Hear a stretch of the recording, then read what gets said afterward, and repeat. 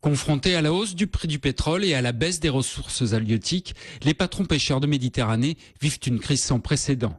Après quelques actions musclées, ils avaient écrit au président de la République pour réclamer de l'aide avant ce mardi.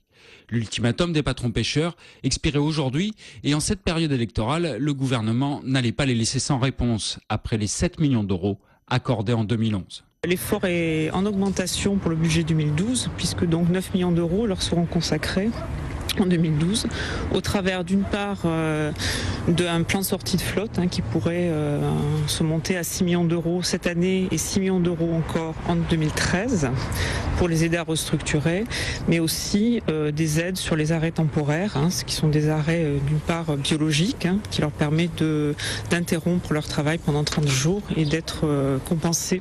Une compensation réclamée par les patrons pêcheurs, mais qui accompagne toujours une volonté de désarmement de la part du gouvernement, qui laisse peu d'espoir pour l'avenir.